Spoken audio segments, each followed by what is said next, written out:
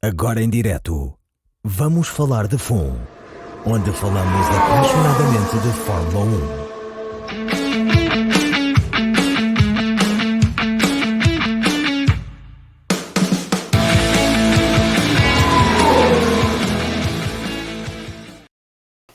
Olá, bem-vindas e bem-vindos a um episódio especial do Vamos Falar de FUN, mais um episódio de uma equipa, um carro, um piloto, hoje dedicado a uma equipa que acho que todos nós, a dada altura e de certa maneira, e ainda hoje vibramos e seguimos na Fórmula 1. Uma equipa que começou no início dos anos 80 conhecida como a equipa Toleman, que nos seus quadros teve figuras como Rory Byrne, Derek Warwick, e foi a equipa de estreia do grande Ayrton Senna. A corrida mais mítica da equipa Toleman, quizá, terá sido o Grande Prémio do Mónaco de 1984, em que Senna perfilava-se como o grande vencedor desse Grande Prémio, que apanhava Alain Prost num dia de chuva intensa no Mónaco, no Principado, e quando estava mesmo à beirinha, a corrida foi interrompida a pedido de Alain Prost e da equipa McLaren na altura, mas as condições eram de facto terríveis, não havia condições para continuar a prova, mas nesse dia no Mónaco só um piloto brilhou, foi Ayrton Senna, com o seu Toleman, com a publicidade do Sega Fredo bem explícita no carro, e pouco tempo depois essa equipa deu origem a uma equipa que marcou uma era da Fórmula 1 e que ofereceu à Fórmula 1 grandes pilotos, grandes performances e muitas memórias, umas boas, outras más. Mas, Alexandre, deixo-te para ti o anúncio de quem é que vamos falar hoje, para quem ainda não percebeu de que equipa estamos a falar. Vamos falar de uma equipa que para mim é muito especial, que se chama Benetton. Uma equipa que ganhou 2 campeonatos de pilotos, um de construtores, teve 27 vitórias, 102 pódios, 15 poles e teve mais de 850 pontos nas épocas em que teve com o nome Benetton. E que antes patrocinou, gastou muito dinheiro na Fórmula 1. O Luciano Benetton era um grande fã de esportes motorizados e principalmente de Fórmula 1. E o Pedro Filipe já vai explicar aí como é que eles entraram, mas eu deixo-me só fazer como introdução à marca Benetton, porque hoje em dia se calhar não é tão falada, mas nós que estávamos todos vivos nos anos 80 e que vivemos agora algumas loucuras woke de ser politicamente correto, eles tinham um slogan que toda a gente sabia, que era United Colors of Benetton, e foram se calhar os primeiros que eu me lembro de ver a fazer publicidade em que tu vias pessoas de todas as cores e feitios e era tudo colorido. E na Fórmula 1, uma das imagens que eu tenho de criança, era que eles conquistaram uma tal imagem de marca que tu, a certa altura, os carros já não diziam Benetton, eles mudavam, tinham sempre pinturas espetaculares e já não precisavam dizer Benetton, porque tu olhavas e imediatamente reconhecias que eram Benetton pelas cores que tinham. Aliás, em 86 eles fizeram uma coisa espetacular, que é convenceram a Pirelli a pintar a parte exterior dos pneus diversas cores, que era para estar de acordo com a filosofia deles. Isto era o quanto é que esta empresa estava à frente da sua época em termos de marketing. E tinha na altura aquelas campanhas que nós os mais velhos nos lembramos, não é? Que eram marcantes, as campanhas publicitárias da Benetton, da United Colors of Benetton, e muito polémicas e controversas. Mas Pedro Filipe, conta-nos lá mais um bocadinho sobre este momento da história da Fórmula 1 em que a Benetton entra, primeiro como patrocinador e que depois se transforma em equipa, sucedendo então a Toleman. Exato, a Benetton é um fenómeno muito curioso, porque a Benetton é fundada como uma marca de roupa em Itália por 4 irmãos em 1965, em que tem 2 marcas de roupa, que é a Benetton e a Sisley, que mais tarde também vem a ser uma marca bastante conhecida, e como o Alexandre disse, o Luciano Benetton, que era o patriarca, o irmão mais velho, o grande apaixonado, já sendo uma marca com alguma força, resolveu entrar no mundo do desporto automóvel. Então, em 83, eles começam por patrocinar a equipa Tyrrell, em que os carros se tornam completamente verdes, deixando de ser aquele azul que ainda vinha do tempo do Ken Tyrrell dos anos 70. Ocupam toda a publicidade no carro, e em 84 saem de Tyrrell e passam a patrocinar a Alfa Romeo, em que a grande diferença era que a ponta, eu lembro-me de ver isto ao vivo no Estoril, em que o nariz do carro era vermelho, portanto fazia assim um efeito bastante engraçado. Era um dos meus carros favoritos, que eram verdes, portanto só ser verde já era positivo. mas há uma grande identificação da marca, porque realmente o carro muda completamente de cor, portanto não é aquele partilhar do capô motor com outras marcas, e eles começam a ter uma expressão bastante viva, bastante grande. Em 85 eles começam a patrocinar também a Toleman, que vem então depois dar origem à equipa Benetton, mas partilham então o patrocínio com a Alfa Romeo e a Toleman. A Benetton, só um pequeno à parte, quando eu era criança nos anos 80, o que me parecia que era, perdoem uma expressão, a marca dos betinhos, ou seja, quem usava Benetton na altura ainda eram aquelas pessoas que os pais traziam de França ou de Inglaterra ou de Itália, onde haviam as lojas em Portugal creio que chegaram no final dos anos 80, não tenho bem a certeza, mas eu tinha alguns amigos que traziam essa roupa do estrangeiro e era muito engraçado. Eu estou a dizer betinhos não é para ofender ninguém, era uma questão de olhar para o lado e ver.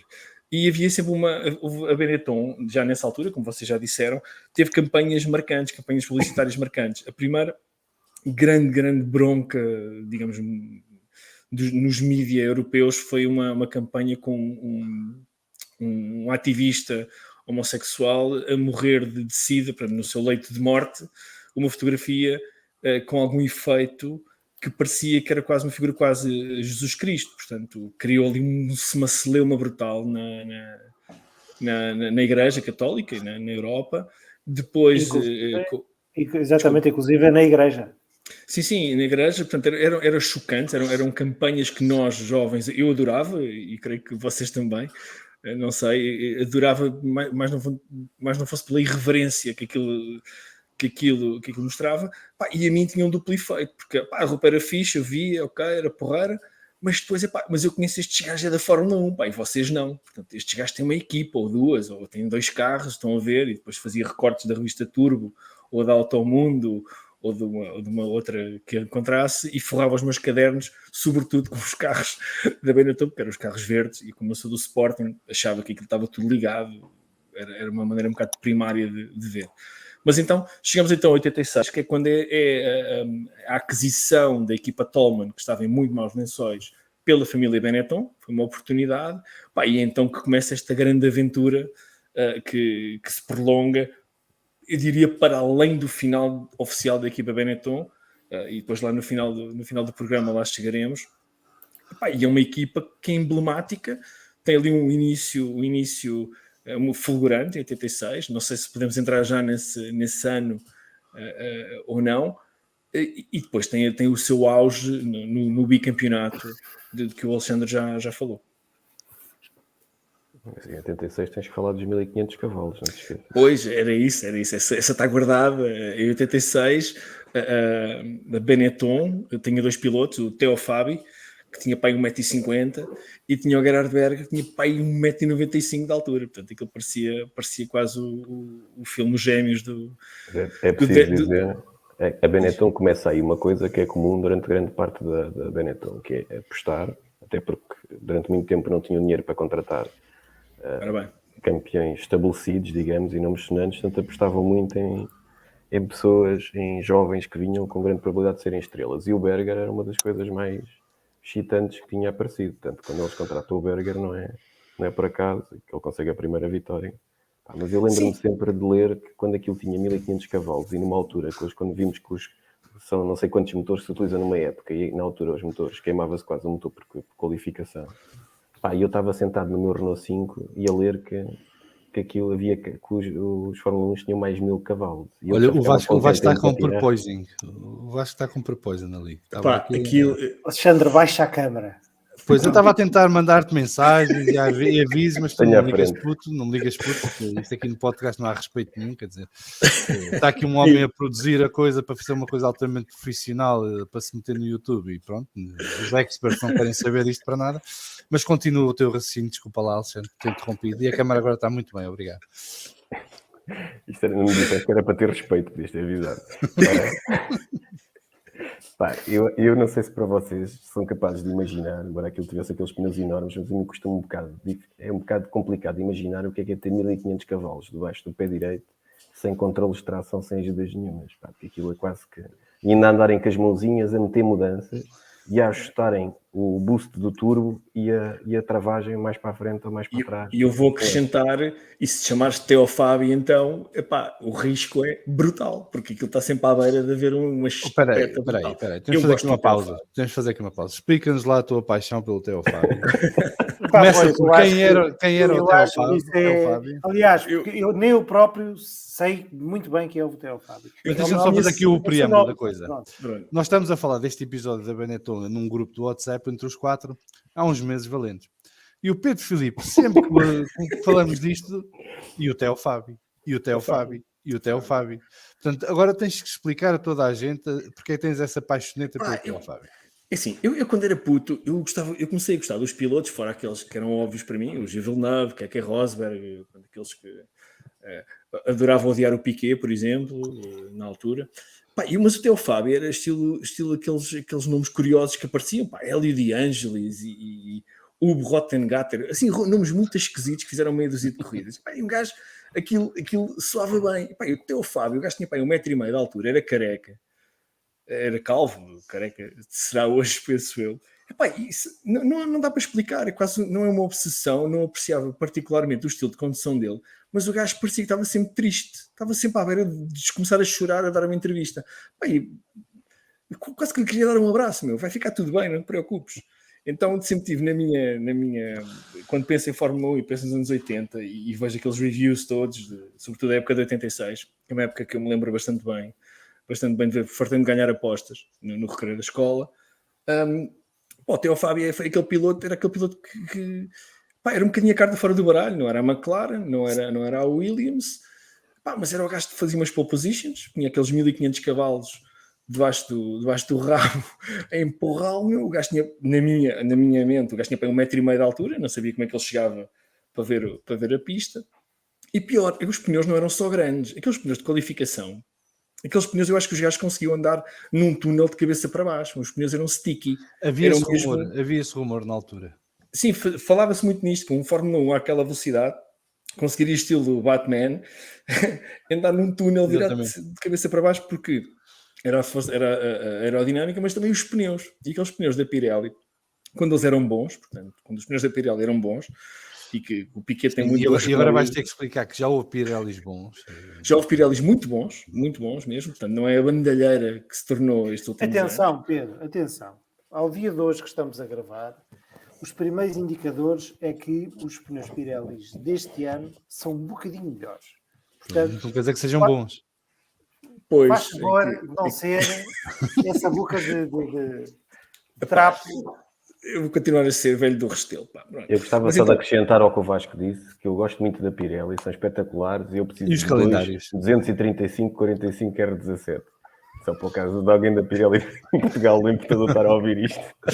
E os calendários da Pirelli? Nós quando éramos putos adorávamos todos os calendários da Pirelli. Sim, muito bom. Mas até com isso já mas não era pelos pneus, até porque nunca não era pelos pneus. Nem moças com pneus. Mas estava presente em todas as garagens. Mas eu não me lembro bem porque é que gostava dos calendários, mas o que é certo é que os calendários eram fixos e os pneus eram também muito bons. Adiante. Tu não te lembras bem porque só pensas no Teo Fábio. Só penso no Teo Fábio, exatamente. Por acaso eu tinha um póster dele, do carro dele na parede do meu quarto. Tinha um dele e um do Berger, portanto, em direções opostas, um por cima do outro, porque eram... No Berger já partilho a crush.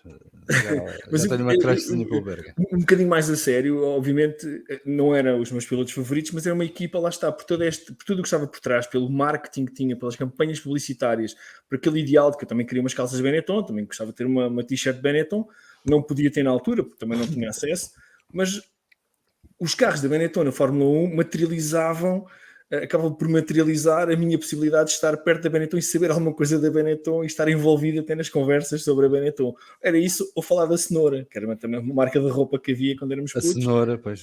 A cenoura, onde as pessoas baixinhas, os adultos baixinhos iam comprar roupa. Mas um bocadinho mais a sério, a Benetton foi... Já acabou, não? A cenoura ainda não sei, não faço ideia. Mas há uma coisa que vocês estão a esquecer, é que o Teo Fábio fez 2 pole positions.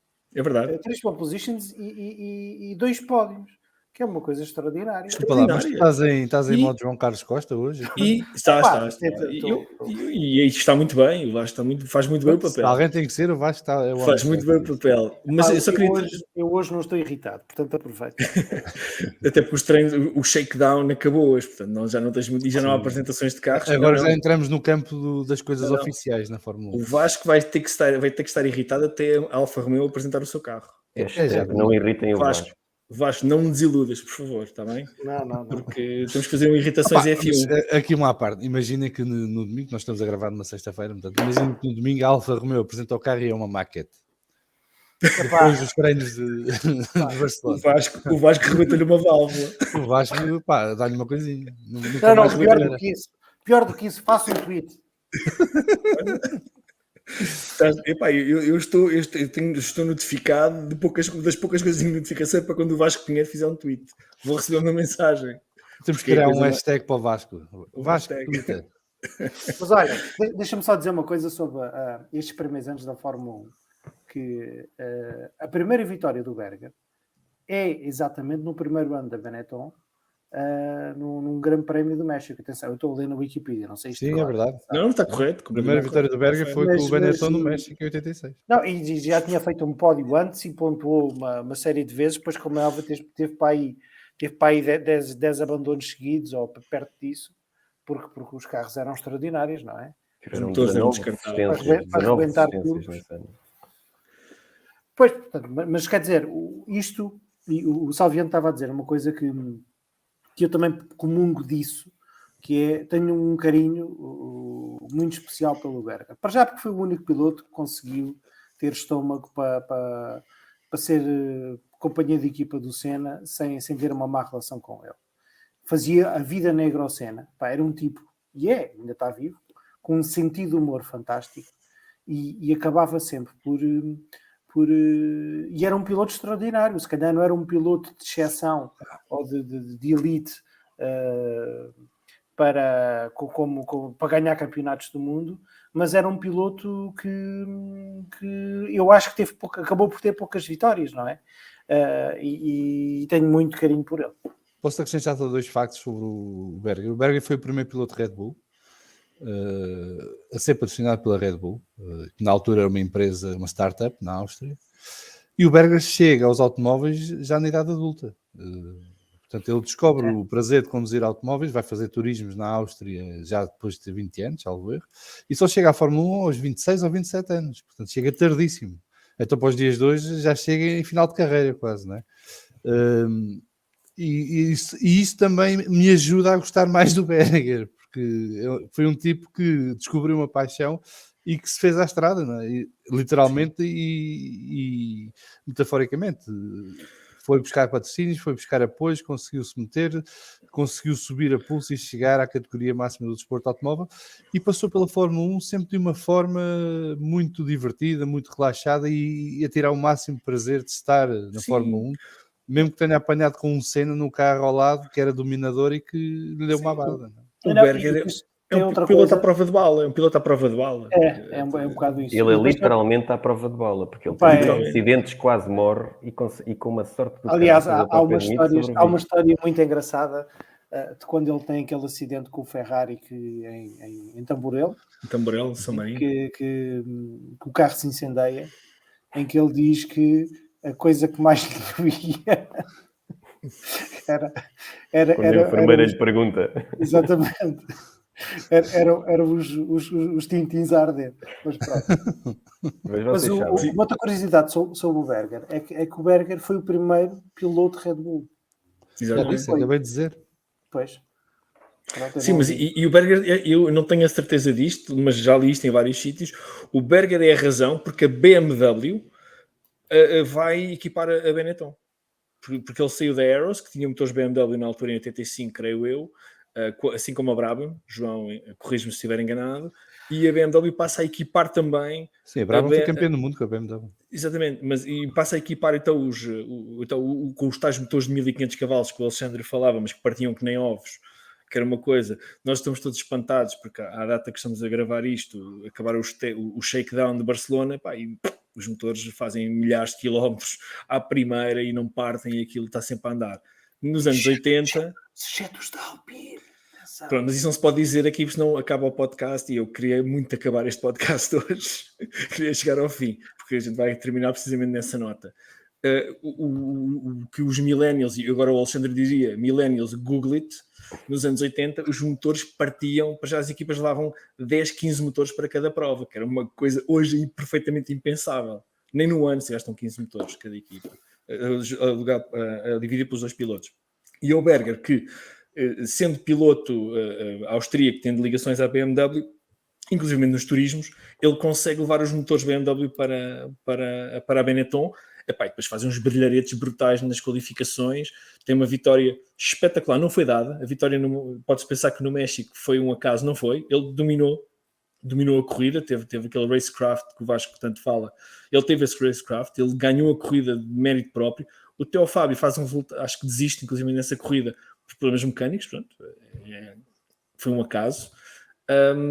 Mas lá está, 86 é um ano muito promissor, é o primeiro ano da Benetton como equipa, como dona da equipa, como patrocinadora e dona, e como o Alexandre já disse, aquelas laterais dos pneus para fazer os carros muito feios, porque os pneus, um era laranja, o outro era amarelo, os carros estavam horríveis para mim nesse aspecto. Aquilo com os pneus pretos mesmo assim ficava bem. Era uma altura, não só tínhamos os pneus Pirelli, mas também tínhamos Goodyear, que era a marca dominadora da Fórmula 1 na altura. Daí para a frente, pronto, vão passando pela Benetton muitos pilotos que vieram fazer história, uns mais, outros menos, mas agora posso passar a bola a alguém. Alexandre, pega tu. Epá, mas eu sei que isto não é sobre o Berger, mas eu não sei se vocês sabem aquela história do Berger, que ele tem um grande acidente na estrada. Sim, antes da Fórmula 1, não é? Antes de ele ir falar para ir para a Aero. E o gajo, ele diz que é a pessoa com mais sorte do mundo. Quem o socorre, ele cai lá por uma ravina abaixo no carro. Fica preso no carro. Socorre, são 2 médicos que iam ir passar lá o fim de semana lá às montanhas, que eram 2 paramédicos de emergência, os gajos que param e o socorrem. E o gajo basicamente é bem assistido por causa disso. E o gajo ainda vai conseguir o lugar na Aero. O gajo conta que está todo, recupera muito depressa. O médico diz que você não deve levantar-se da cama. E o gajo que não queria perder o lugar na Fórmula 1, ele diz que se mete numa posição assim, sentado ao jantar ou ao almoço lá com o Matecitos. E o gajo mete-se assim de uma maneira toda torta, mas que não se pudesse mexer, cheio de comprimido, a falar, e tipo, o gajo e no final o gajo acha um bocado estranho que ele não se levanta para o cumprimentar nem nada, mas ele não podia, né? Porque o gajo não aguentava a conversa. Em relação ao Berger, deixa-me só terminar com esta história. Parece que estás a tornar um episódio sobre o Berger, mas há uma história sobre ele que ele é mesmo à prova de bala. O Berger era pregava partidas a toda a gente, e a pessoa favorita para pregar partidas ao Berger era o Senna. Eles têm uma situação, creio que em Silverstone, em que vão para, no final da corrida, ou no meio dos treinos, não me recordo da história, em que ele vai partir do helicóptero privado com o Senna, e o helicóptero levanta e o Berger abre a porta do helicóptero e atira a mala dos documentos, aquela malinha que a gente vê o Senna em quase tudo o que é filmagens dos anos 80 e 90. Ele atira a mala com os documentos, passaporte, dinheiro, tudo, pela janela fora, no meio de um descampado em Inglaterra. Um gajo que faz isto e fica a olhar para o outro, o quê? O que é que vais fazer? Tem que ter uma capacidade, não levar uma pera ali, foi sorte. O Senna gostava muito do Berger, eles eram muito amigos, mesmo fora da pista. O Berger safava-se com partidas incríveis, mas esta, de mandar uma mala com documentos pela janela fora, de um helicóptero a voar, esta para mim, não sei se há algum piloto tenha feito uma coisa tão... Aliás, existe ainda uma outra história do Berger que é pública, mas que é outra coisa engraçada. O Berger tinha uma relação tão boa com o Senna, e a morte dele chocou-o tanto que ele considerou seriamente abandonar a Fórmula 1. Porque foi um choque grande para ele. Então, adiante. Alexandre. E outra coisa que acho que podemos falar sobre a Benetton. Eles em 87 passam a ter motores fora. E sempre com um bocado de sorte e perícia, eles começam a ter sempre motores de fábrica. E vamos ver mais à frente, com muita perícia, quando chega, se calhar, um nome que está intimamente ligado à Benetton Fórmula 1. Eles em 87 passam a ter Ford, trocam o Berger pelo Boutsen, que o Berger vai para a Ferrari. Têm 2 pódios, São a equipa de fábrica da Ford, como já disse, acabam em quinto. Em 88, ainda eles não sabiam, mas o Briatore vai ver o primeiro grande prémio da vida dele. Sai ali o BFF do Pedro, sai o Teo Fábio, entra o Nannini, mais uma vez numa aposta clara de alguém que podia ser uma estrela. Passam a ter no último ano dos motores turbo, a Ford começa a desenvolver o Ford V8, conseguem 7 pódios e começam a fazer uma coisa que começa a ser muito comum na Benetton durante muitos anos, que é acabarem em terceiro, assumindo-se como a terceira potência da Fórmula 1. Em 89 chega o Herbert. Para quem não sabe, o Herbert teve um brutal acidente na Fórmula 3000, do qual ainda hoje tem marcas, e ele não consegue correr por causa disso, e que se calhar vem cedo demais. Na altura, quem está à frente quem é o team manager da Benetton é o Peter Collins, que mais tarde vai para a Lotus, e que tem uns episódios muito divertidos quando o Briatore chega ao poder. O Herbert, embora tenha uma espetacular performance no primeiro grande prémio, a cada corrida ele ficava com os pés altamente inchados e acaba por ser substituído pelo Pirro. E o Herbert é, digamos, uma das primeiras vítimas do Briatore que não tinha paciência para pessoas que não obtinham resultados. Eu não sei, mas podemos entrar já no Briatore, que eu acho que faz parte da Benetton, é quase tão grande como Sim. o nome da equipa. Antes de chegarmos aí, só é importante, esse golpe de sorte que tu falas em 87, voltando um bocadinho atrás, os motores Ford não chegam por acaso, ou melhor, chegam completamente por acaso à Benetton. A Benetton beneficia do projeto Beatrice Lola, patrocinado pela Ford nos Estados Unidos, portanto pela Ford oficial, que iam ter motores de topo de gama, não sei o que e tal, aquilo falha tudo, vai tudo por água abaixo, e a Benetton, que está sem motores na altura, porque a BMW decidiu não nos fornecer mais, de repente herda motores de fábrica. Isto é preciso nascer como diria o outro, com o rabo virado para a lua, não é? Quer dizer, deixa de ter motores, não eram maus, eram rapidíssimos e tal, os BMW, para terem motores fiáveis, motores Ford foram sempre mais fiáveis. Portanto, até nisto, até a sorte da Benetton, a Benetton é uma equipa com sorte quase em todas as épocas, com resultados melhores ou piores. O Briatore, então começo eu. O Briatore é um cromo dourado que eu gosto muito.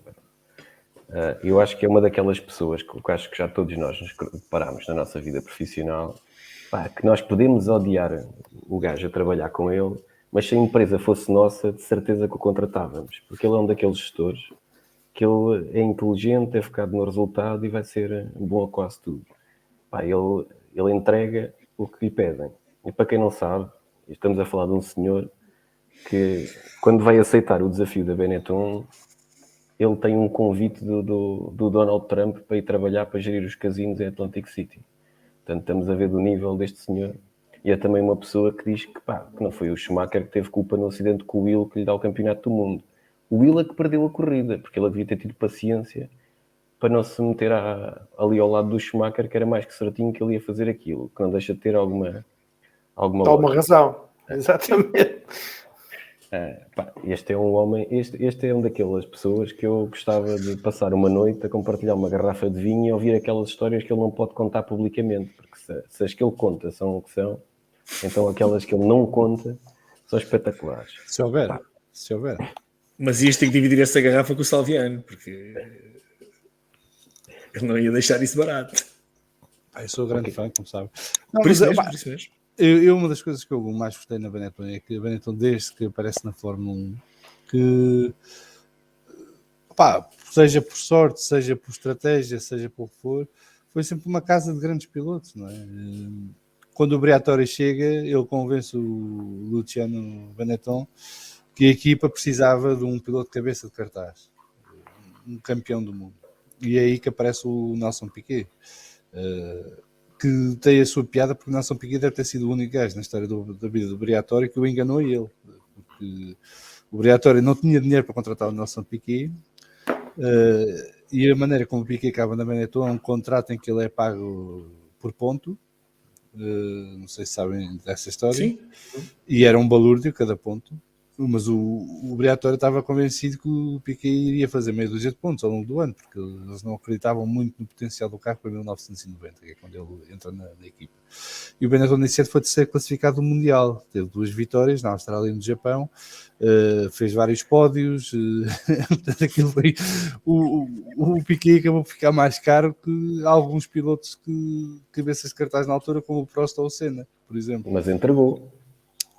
Sim, ele cumpriu a parte dele e recebeu a compensação que estava acordada, mas o Briatore deve ter ficado pior que o porque ele estava a contar que aquilo saísse baratinho dentro do orçamento e de repente... Bom, e depois, mesmo em 91, quando o Piquet, na última época do Piquet continua a fazer muitos pontos, não faz tantos como em 90, e vai-se um bocado abaixo quando o Schumacher entra na equipa e sai o Moreno, mas mesmo assim teve uma vitória em 1991 e fez muitos pontos ao longo da temporada e portanto também saiu bem, com os bolsos bem recheados nesse ano. Mas a partir desse momento a Benetton torna-se uma equipa de prospecção e que quer ter bons pilotos, já não interessa ser, já parte para outra lógica, que é uma lógica importante na definição daquilo que vem a ser o futuro da Benetton como uma equipa vencedora, ganhadora, que luta por campeonatos e que consegue esses campeonatos. E é o Briatore que define isso, porque ele vai ver o GP da Austrália com o Luciano Benetton, ele era o responsável. Ele estava aborrecido, coitadinho, só tinha aberto 700 lojas nos Estados Unidos, 700 lojas da Benetton em 10 anos, tinha vendido as ações de volta à família Benetton e estava cheio de dinheiro. E o Luciano, pelo que ele conta, leva a equipa, leva uma corrida na Austrália e diz: eu preciso da ajuda, tua ajuda. Estes gajos na Fórmula 1 gastam muito dinheiro, supostamente à volta de 8 milhões de libras por ano. E o Briatore, aqui na por cima, vai só ver uma qualificação em que os dois motores rebentam e eles não têm uma boa qualificação. Vira-se para o Luciano e diz que ele era maluco em gastar 8 milhões com aquela equipa que não ganhava nada. Ele diz: tu podias ajudar. Ele diz que nunca tinha olhado para aquilo. E depois, passado uns meses, lá o Luciano o convence a ir ainda para a Toleman, né? E diz: não vais lá só tipo consultor e diretor comercial, vais dar uma opinião sobre aquilo e tal. E o gajo chega e, como aliás muitos grandes gestores fazem, ele chega, passado poucos dias, volta, fala lá ao Luciano e diz assim: meu amigo, a fábrica parece uma barraca. As pessoas são mal geridas, passam mais tempo no pub do que a trabalhar. Se é para fazer alguma coisa, ou me dás o controle total, então mais vale ir embora. E a primeira medida que o gajo toma é: temos de despedir o Peter Collins, porque isto é um bocadinho a lógica do futebol, é mais barato despedir o treinador do que os jogadores todos. E além disso, quando metes o primeiro gajo que faz barulho na rua, os outros acalma-se logo. E ele, como estava a dizer o Salviano, ele desenha basicamente, ele diz logo o que é preciso, cara. E ele consegue isso rapidamente. Melhores instalações, mais disciplina de trabalho, ter um piloto conhecido que atraísse mais dinheiro e ajudasse no desenvolvimento do carro. Mas ele começa também a angariar muitos patrocinadores. Se vocês virem os Benettons daquela época, aquilo está carregado de autocolantes. Uma coisa. E ele diz uma coisa muito engraçada, que ele dizia sempre que o dinheiro não era um problema, mas perguntava aos engenheiros, quando eles vinham dizer que precisavam de X, era: ok, quanto é que isso faz o carro mais rápido? E depois, e o dinheiro? Se o dinheiro fosse teu, tu pagavas? Estás disposto a apostar o teu ordenado? É que estás, eu arranjo o dinheiro. Já. E o gajo era a maneira, ele dizia: eu não precisava nada de saber nada de engenharia. Eu precisava, se os gajos dissessem que sim, é porque era de certeza, eu arranjava o dinheiro e ia atrás do dinheiro. E há um detalhe, que é um detalhe que eu não sei se é importante ou não, mas que me apercebi disso há poucos dias, quando estava a ler sobre isto, que é a Benetton, apesar de ter comprado a Toleman, né? A Benetton é uma empresa italiana, claramente italiana, mas eles correm até cerca de 96, creio eu, exatamente 96, com uma licença de competição inglesa. Portanto, sempre com sede em Inglaterra. E continua, e antes não. Sim, exatamente, mas pronto, eles nunca tiveram a sede em Itália, portanto, nunca foram uma Minardi, nunca foram uma Ferrari, nunca foram, somos mais atrás, aquelas Ozelas, etc. Eles foram sempre uma equipa com sede em Inglaterra, portanto, com uma cultura de engenharia, essa engenharia que o Briatore soube gerir muito bem, inglesa. Sim. Ele herda o Rory Byrne da Toleman, e à volta do Rory Byrne começa a equipar a equipa com vários talentos. Mas o que é giro em relação ao Briatore, ele mantém a base operacional da equipa em Inglaterra, nunca muda para a Itália, como tu dizes, mas torna-se numa afronta ao lobby francês e e anglo-saxónico da Fórmula Sim, 1. E isso é que é a parte que mais me atrai no Briatore e que eu mais gosto do Sério? Briatore. Não me digas. Porque, Porquê que será?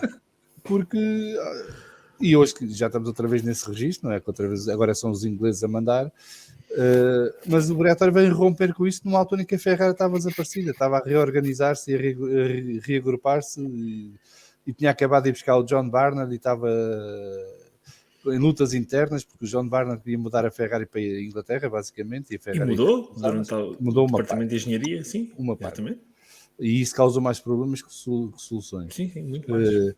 Portanto, no momento de fraqueza da Ferrari, ele viu ali uma oportunidade também no campo político de tomar um papel de liderança, de afronta ao lobby anglo-saxónico e ao lobby francês que mandava na FIA. Portanto, o lobby anglo-saxónico mandava na parte técnica e financeira da Fórmula 1 e o lobby francês mandava na parte dos regulamentos na FIA. E como eu sou a favor de gajos que estejam contra o status quo, fiquei logo fã do Flávio, porque eu chego à Benetton pela Blade do Piquet, digamos assim. Começo a seguir a Benetton quando o Piquet entra na equipa. Mas depois há coisas no Flávio Briatore que deixam amargo de boca, não é? E acho que é inegável. O maior fã do Flávio Briatore no mundo tem que admitir que isto é verdade e é assim mesmo. E na questão dos patrocinadores, então, há muitas conversas que podemos ter sobre coisas mais obscuras que andaram com autocolantes nos carros da Benetton. Mas a verdade é que ele enfrentou o sistema, apertou-lhes os tomates e manteve-os bem apertados enquanto lá andou. E com isso também conseguiu ganhar um espaço que não havia e ajudou a própria Ferrari a recuperar terreno no campo político nessa altura, porque a Ferrari estava tão fraca e debilitada e o Briatore nunca quis eliminar a Ferrari, antes pelo contrário quis sempre ajudar a Ferrari a reabilitar-se, e também é por aí que depois tudo se desenvolve na Ferrari para os anos de glória do Schumacher, não é? Porque a maior parte deles vêm via Benetton e acabam na Ferrari. Mas é um personagem que, por muito que a malta goste de criticar e que não gosta e diga que não gosta dele, foi uma personagem que foi fundamental nos anos 90, sobretudo, para mudar a face da Fórmula 1 e para abrir a Fórmula 1 a outros mercados, para abrir a Fórmula 1 a outras equipas e inclusive para criar oportunidades para outros pilotos que, quiçá, se mantivesse o status quo, não teriam tido as mesmas chances que tiveram e que vieram até. E nisso inclui o Schumacher, por exemplo. Porque o Schumacher, se não é Benetton ir buscá-lo em 91, onde é que ele iria acabar nessa altura? Iria para a Ferrari, era crucificado porque não iria conseguir resultados nessa altura. A Ferrari era um desastre. Nas equipas inglesas não entrava porque as equipas inglesas tinham os seus pilotos fetiches na altura. Portanto, poderíamos ter passado ao lado de um grande candidato que foi o Michael Schumacher, ou o Michel Schumacher, se não fosse o Briatore. E a mesma coisa se passou mais uns anos mais à frente com o Fernando Alonso. Apesar de que o Fernando Alonso tinha pretendentes, eram pretendentes que não tinham um lobby para lhe dar condições para chegar ao topo da Fórmula 1 tão rapidamente quanto chegou.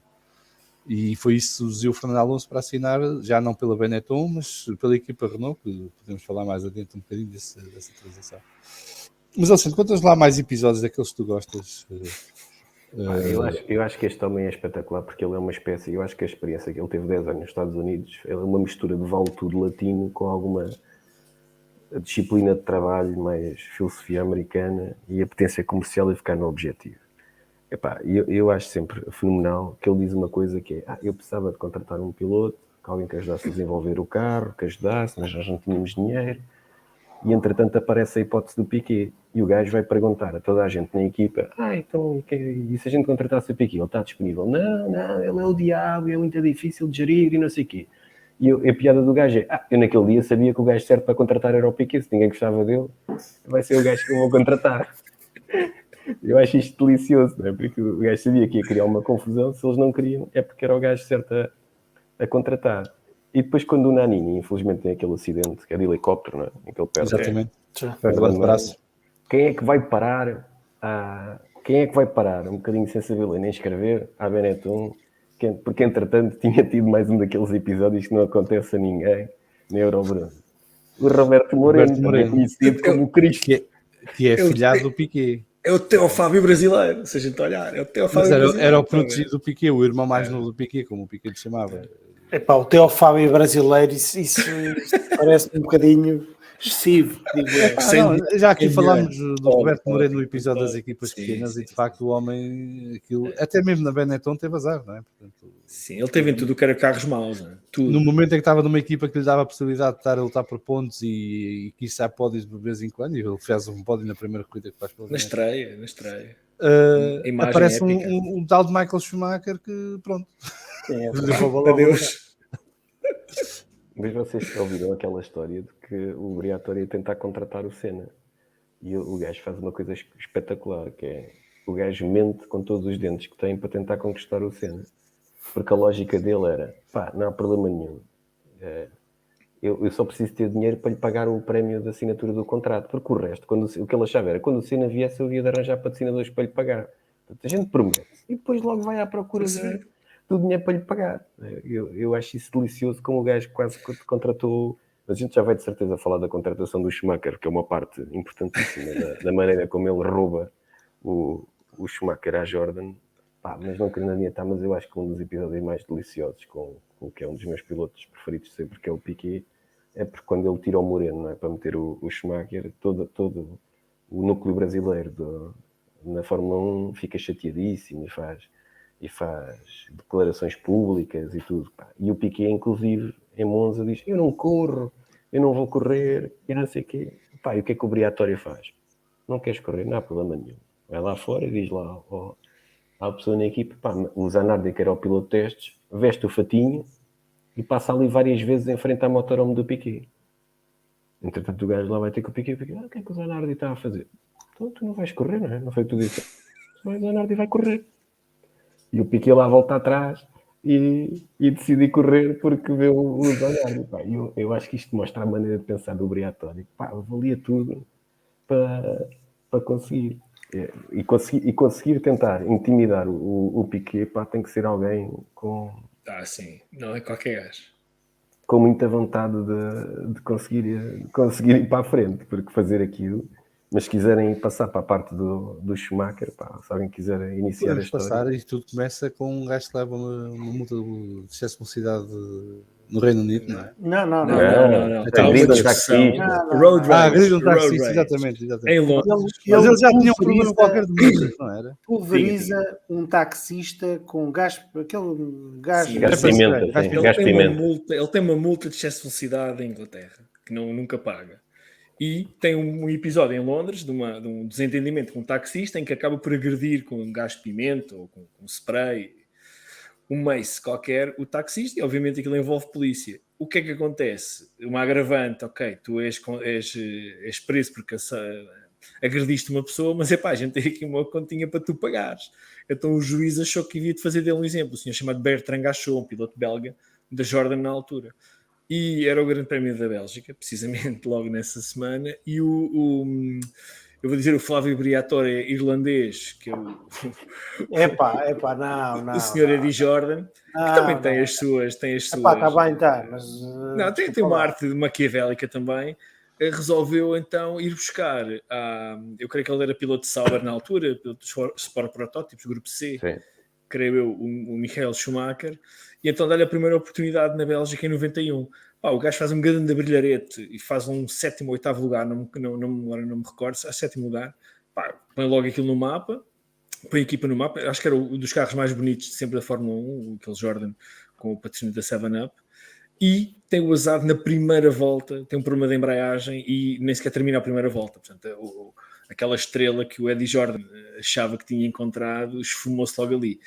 E depois lá está, entra em cena o senhor Briatore, e agora o Alexandre deve ter pormenores deliciosos sobre isto. Porquê que ele tem essa oportunidade? Porque o Jordan, o Vasco está aí a dizer que não, mas o Jordan também tem uma coisa muito em comum com o Briatore, que tem os dois a mania que são mais espertos que o resto do mundo. Eu não estou a dizer que é um menino de couro. E a ganância dele... Ele não tinha contrato, ele não assinou o contrato. Só fez o contrato para uma corrida, quando supostamente Exatamente. a Mercedes tinha-lhe posto a hipótese para várias. Não sabem porquê. Houve mão portuguesa nisso. Para o Domingos Schumacher Piedade. entrar na Jordan, o Domingos Piedade juntou uma série de malta para financiar essa corrida. 150 Ô, mil Vaquinha. dólares, não é? Uma coisa Sim. assim. 150 mil dólares. Isso está no episódio sobre o Domingos Piedade com o Exato, João com o Carlos João Costa. Carlos Costa. E, portanto, o Domingos Piedade organizou o financiamento dessa ida do Schumacher para o Grande Prémio da Bélgica de 91. E o Jordan, com a mania de que depois iria esmifrar mais dinheiro a seguir, só fez o contrato para aquela corrida. E teve azar. Acho que logo no domingo à sexto noite. lugar na classificação, não foi? Seja Na o sétimo na qualificação. Sim, sim. Acho que foi Mas a sexto, corrida até depois acabou passou para rápido porque deu. Primeira volta. Mas teve problemas. repara, no domingo à noite, esse Grande Prémio da Bélgica de 91, no domingo à noite, já o Briatore estava em campo para ir lá buscar o Schumacher. Portanto, aquilo, nem sequer o corpo estava frio. O gajo não deu hipótese nenhuma. E depois Não, porque o Briatore percebeu logo que estava ali um talento. Aliás, Claramente. o Jordan, eu nem percebo isto, mas porque o Schumacher já era um jovem de grande potencial. Sim. O percurso dele nos karts e depois nos protótipos e nos protótipos, onde ele era piloto da Mercedes, indiciava que estava ali um pilotaço a caminho. Não é? E o Jordan ou estava a dormir, porque o Jordan não é burro nestas coisas, e ele também percebe o que é um bom piloto. Ele testa antes, eu acho que o erro aí, por isso é que eu acho muito estranho, ele testa antes com o Jordan, e o próprio Gary Anderson conta que lá o número 2 da técnica lhe diz, este gajo é brutal. E o Eddie Jordan, estava com aquela fisgada, que em vez de ganhar 150 ou 350, que era 150 mais 300 mais não sei quanto do patrocinador lá da Tic Tac, do coisa de gajo, isto vai ser à corrida, ganho sempre mais dinheiro. Acabou por lhe sair mal a brincadeira. E depois há aquela história do Eccleston a tentar mediar aquilo, já bêbado entre os outros dois, a tentar mediar o que é que acontecia, a tentar chegar depois à cor da dinheiro. aquilo acabou por haver uma indenização da Benetton à Jordan, para acabar com o assunto. Já não lembro, acho que foi $1 milhão ou uma coisa assim. Foi o mesmo milhão que ele teve que pagar, que o Briatore um ano anterior teve que pagar nesse ano ao Roberto Moreno, para o libertar do contrato. Portanto, e depois o Roberto Moreno era para ir para a Jordan. Exatamente. E foi para a Jordan, ele foi para a Jordan. Foi uma troca, mas não durou muito também. Existe aí uma história no meio disso tudo que é engraçada, que é o Schumacher engana o Eddie Jordan porque lhe diz que o Eddie Jordan pergunta-lhe se ele já tinha andado ou se ele conhecia Spa. E ele disse, conheço perfeitamente, mas nunca tinha lá andado na vida. Portanto, ou seja, ele disse que conhecia Spa, não disse que tinha andado. Portanto, até aí o Eddie Jordan também foi... É por isso que eu acho que o Eddie Jordan não é uma personagem tão... É um bocado chique esperto. O Briatore nesse aspecto tem um bocadinho mais de charme, um bocadinho mais de... Sim.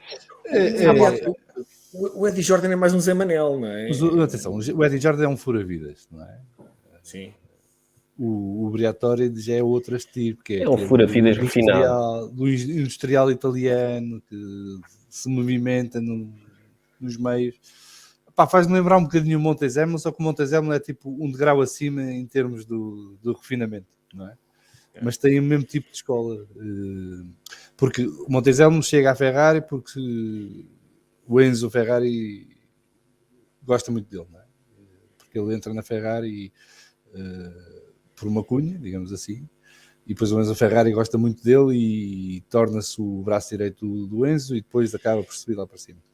E o Briatore entra na Benetton porque era muito amigo do Luciano Benetton. E o Luciano Benetton queria um gajo de confiança à frente do projeto de Fórmula 1. Mas pronto, o Montezemolo é mais nobre e o Briatore é mais do povo, digamos assim. Eu acabei de outro detalhe, desculpem lá, voltando só um bocadinho atrás ao Berger, só para terminar o capítulo Berger. O Gerhard Berger é o último piloto contratado pelo Enzo Ferrari. Portanto, na altura que era ele que fazia os contratos, o Berger é o último piloto que o comendador... e depois tem aquela coisa de ter ganho Monza um mês depois do Enzo ter falecido. Exatamente, é uma dobradinha. O único grande prémio que não é ganho por uma McLaren em 88. 88, exatamente. Graças ao Jean-Louis Schlesser, na primeira chicane de Monza, E era ao contrário do que é agora, acho que Que era exatamente. Que Millennials, Google it, hein? Google it. Vocês quando virem Monza não estão a ver aquilo ao contrário. A chicana era mesmo para a esquerda. A primeira Mas coisa. como o Moreno é o Cristo, e para se ver Sim, bem o Moreno, é verdade. o estilo do Briatore, pá, ele quando vai falar com o Moreno para se ir embora, até para tentar resolver aquilo mais ou menos bem, porque o Moreno tem uma coisa boa, é que sempre teve, além de ter o Piquet como amigo, pá, sempre foi uma pessoa que criava boas relações e tinha vários amigos, não é? Aliás, ele viveu em casa do Gary Anderson, não sei o quê. Pá, e o Briatore tenta enganá-lo, até faz uma proposta de lhe pagar o resto do ordenado, mais um prémio, que afinal não havia prémio nenhum, mas o Moreno diz-lhe que não. O que é que o Briatore vai fazer? Vai falar com o advogado e começa-lhe a explicar um esquema qualquer, que o que estava definido no contrato é que ele tinha direito a um chassis, mais não sei o quê, e portanto se ele insistisse aquilo não estava bem definido, que era o carro inteiro. Portanto, o que lhe podia acontecer era chegar ao grande prémio a seguir e só tinha um carro que tinha o chassi, mas não tinha o motor, porque era a obrigatoriedade contratual dele. Estamos a ver o nível de refinamento deste cenário.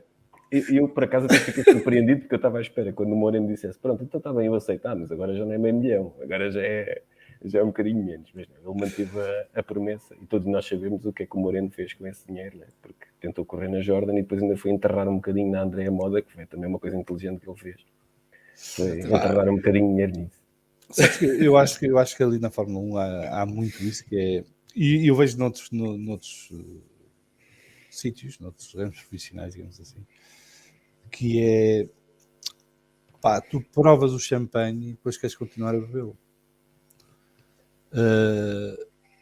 E uma coisa é tu provares o champanhe, mas teres a capacidade de o pagar ou teres o talento de o conseguir. Outra coisa é tu provares o champanhe sem teres a capacidade e o talento. Pá, e depois agarras-te porque queres mais champanhe. E isso acontece a muitos pilotos na Fórmula 1. Isso foi uma conversa que tivemos, por exemplo, no episódio com o Miguel Roriz, em que de facto não se percebe como é que tantos pilotos andam a arrastar na Fórmula 1 em vez de partirem para outras categorias e tentarem ser campeões do mundo lá, ou campeões dessas categorias. E tem muito a ver com isto, é o glamour, é o charme, é o cosmopolitismo da Fórmula 1, a visibilidade que a Fórmula 1 dá, a Fórmula 1 é um patamar muito diferente de todos os outros esportes automóveis. E portanto quem lá entra, depois quer lá ficar. E muitas vezes comete disparates como esse que o Moreno cometeu, a gastar o dinheiro que tinha ganho na Benetton a meter-se em equipas inferiores ou equipas que não lhe garantiam qualquer possibilidade de futuro na Fórmula 1. Eu acho que ele teve em todas, meu. Teve em todas as que eram más nessa altura. Acho que ele não falhou uma.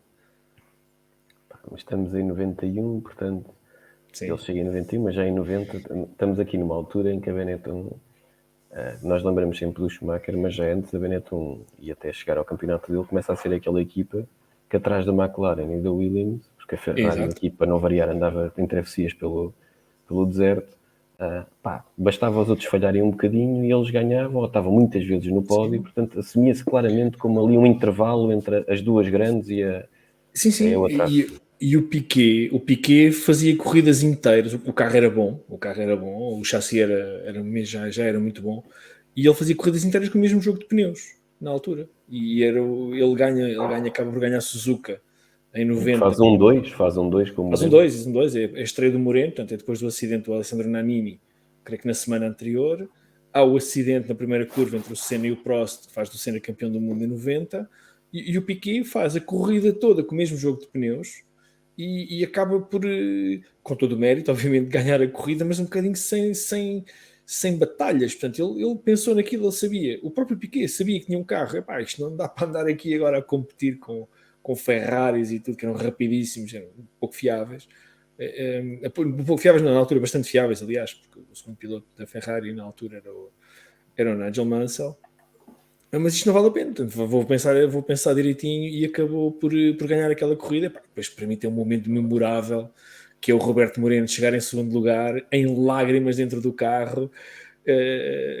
Ninguém pode ficar indiferente àquilo. Quer dizer, o Roberto Moreno, toda a gente gosta dele, toda a gente tem simpatia por ele, e eu lembro-me muito bem disso. Ele chorar em prantos, a gritar quase, a carpir de felicidade de ter feito aquilo. Depois o Piquet ganha a corrida seguinte, novamente na Austrália, creio eu, ganha a última corrida do ano. Ganha as duas últimas. Ganha as duas últimas. E depois pensa-se que o Moreno vai ter ali uma hipótese, finalmente, de uma redenção na Fórmula 1, mas entra em cena um senhor chamado Bertrand Gachot, que acabou por precipitar a entrada, então, e bem, ainda bem para a Fórmula 1, ainda bem para todos nós, mesmo não sendo fãs dele, do Michael Schumacher na Fórmula 1 no ano seguinte, em 91. E o Michael Schumacher veio revolucionar um bocadinho também a Benetton, porque nessa altura a Benetton já tinha um departamento técnico altamente competente. O Piquet, apesar de ser o Piquet, já estava na fase descendente da carreira e acho que em 91 já estava mais a borrifar-se do que outra coisa, queria que lhe pagassem e deixassem em paz.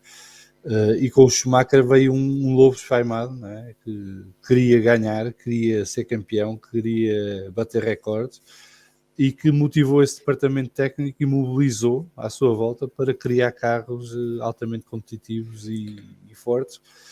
E que inclusive em 94 nos surpreenderam a todos, apesar de haver os rumores e as desconfianças em relação ao carro. A verdade é que o B194 no início da temporada de 94 era o melhor carro, e foi o melhor carro na primeira metade desse campeonato, e foi o suficiente para o Schumacher, apesar da forma como conseguiu no final chegar ao tão almejado do título de campeão do mundo de Fórmula 1.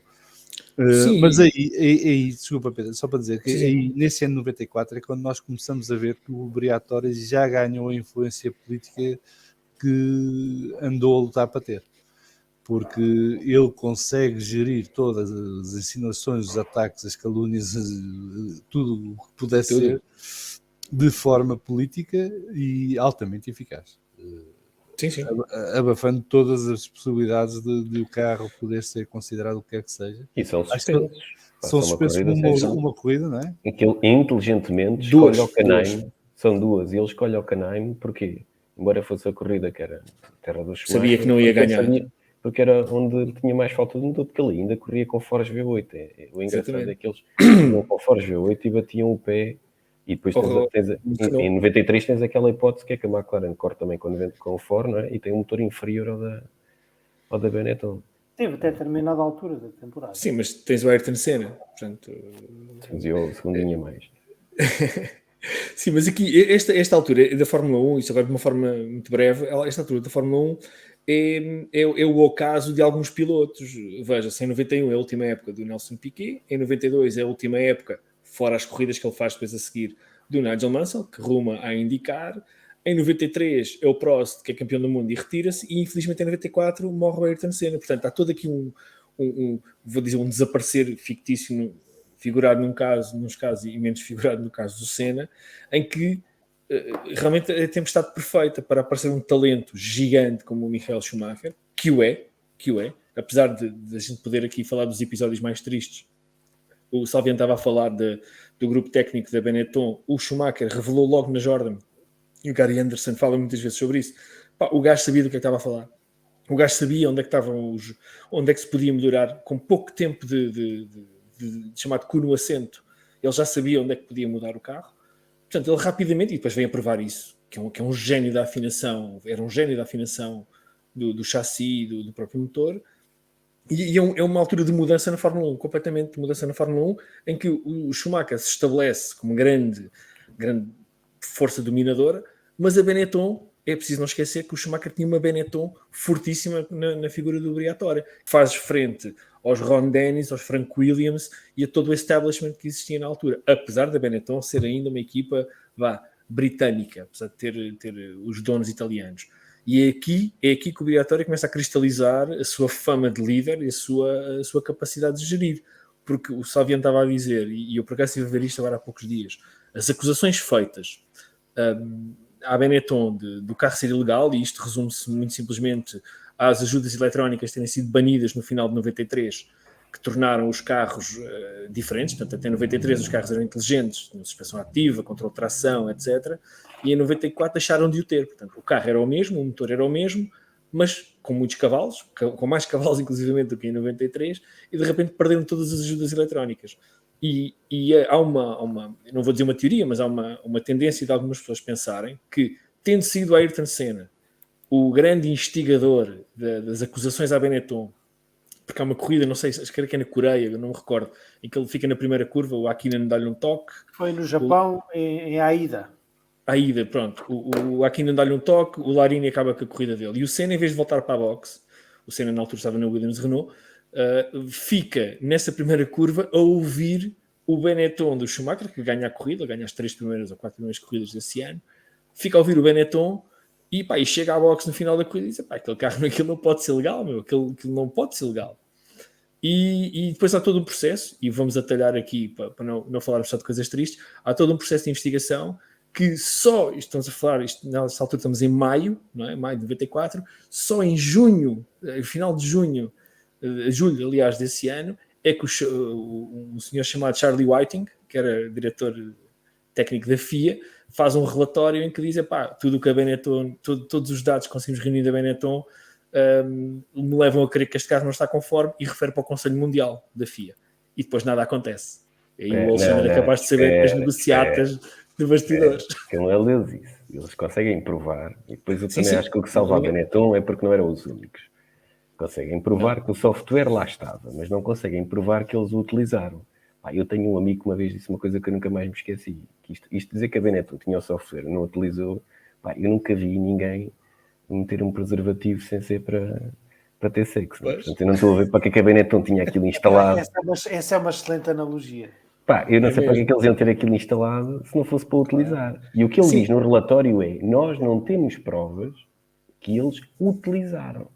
Agora, para que raio é que eu vou ter uma coisa? Exatamente. Mas Alexandre, os outros, é verdade que os outros também, a Williams também tinha essa tal linha de código, tinha esse código e tal. E só o que o estafou foi isso.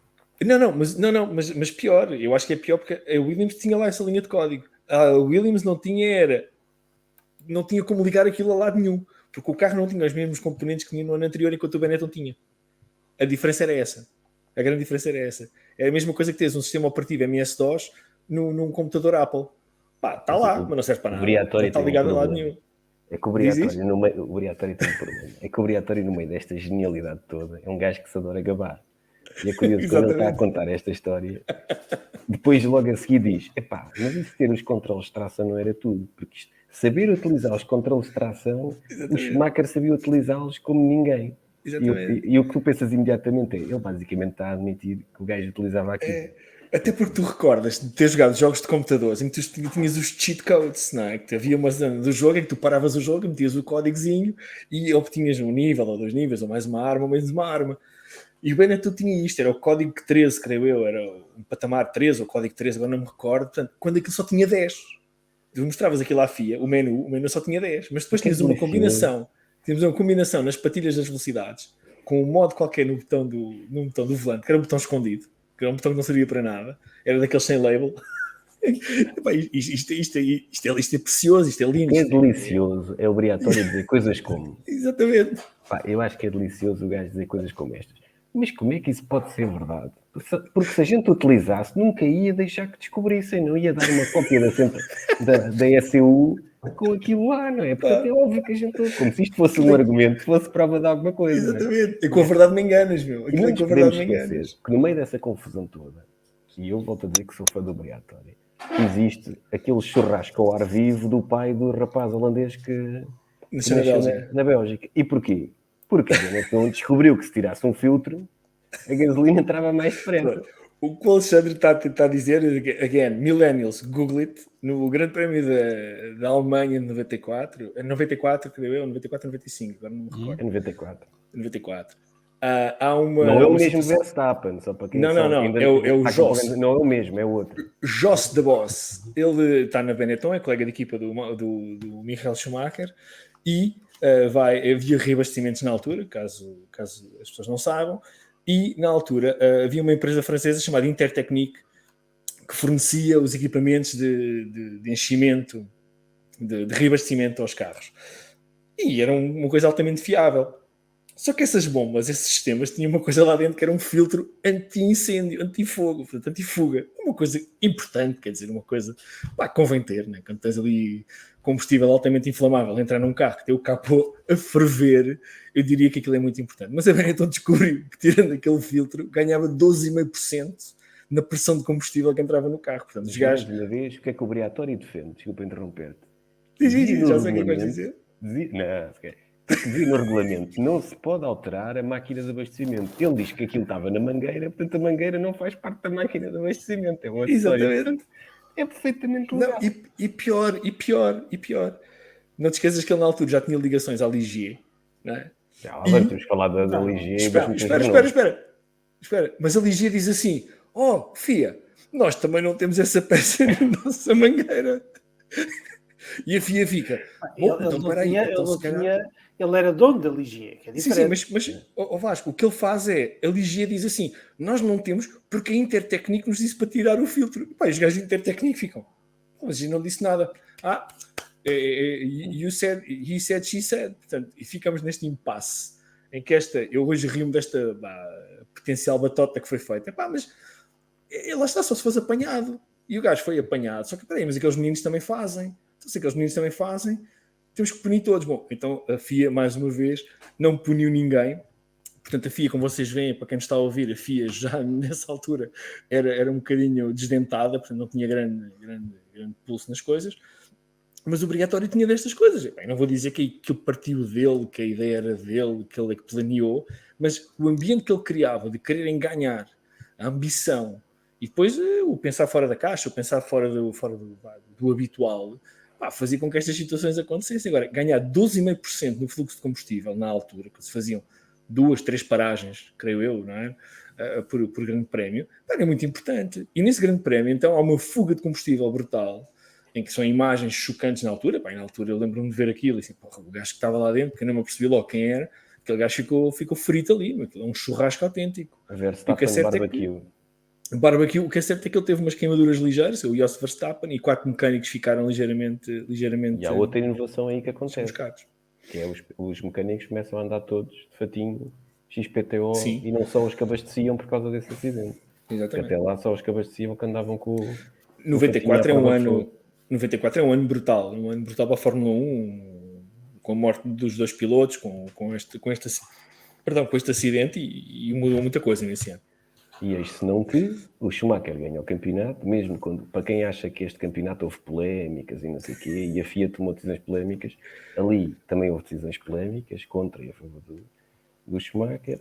Eles ganham um campeonato com um motor inferior ao da Renault, que tinha em contrato que só fornecia motores a 2 equipas, à Williams e à Ligier, porque era a equipa francesa, blá blá blá, e que a Williams e que a Renault dizia, supostamente este era o argumento, que desde que a Ligier não envergonhasse o nome da Renault, não havia problema nenhum, e a Williams, até para manter isto vivo, até lhes dava a caixa de velocidades. A Ligier pediu a suspensão ativa e eles deram-lhes a caixa de velocidades. É parecido. É mais ou menos parecido.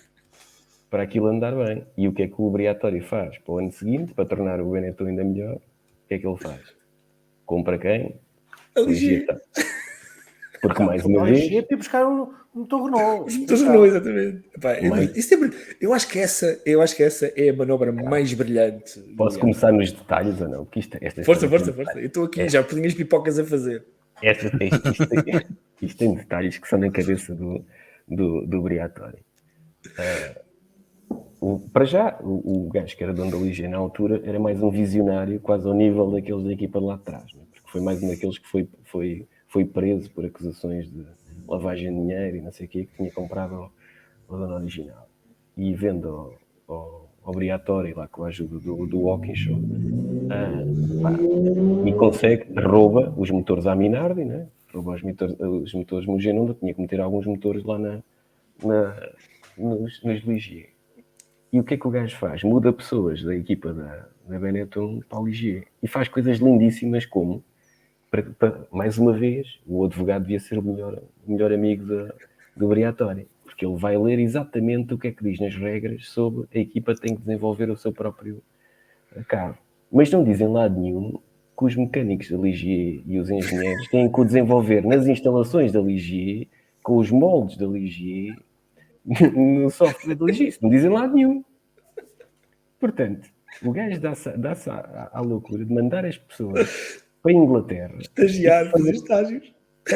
E o gajo diz à FIA: vocês podem testar todas as peças que nenhuma delas encaixa entre o coisa. Portanto, eles davam-se ao trabalho, faziam uns moldes e depois alteravam as peças para que nenhuma delas desse para mudar de um carro para o outro. Pá, isto é delicioso. Aliás, aquele holandês que depois trabalhava na Benetton, o gajo diz que eles chegam, os engenheiros da Ligier começam por ir à Ligier vestidos com o uniforme da Benetton para perceber como é que se faziam as coisas.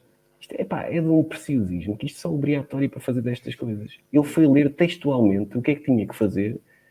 Aliás, ele diz que o carro foi visto para aí 4 vezes durante a época e toda a gente vê que aquilo está a olhos vistos. Se tu puseres os dois carros lado a lado, eles são muito parecidos. Sim. Mas o que é verdade é que o diretor técnico, está-me a faltar agora o nome da Ligier na altura, que foi para a Ligier, e o gajo também diz uma coisa que ninguém podia refutar, não é? Eu copiei o Benetton, mas vocês queriam que eu copiasse quem? Então, se o carro foi campeão do mundo ano passado, querem que eu vá copiar quem? O Simtec? Vou copiar que desenho, não é? Tem toda a lógica do mundo. E o que é facto é que há uma coisa aí que ainda não disseste.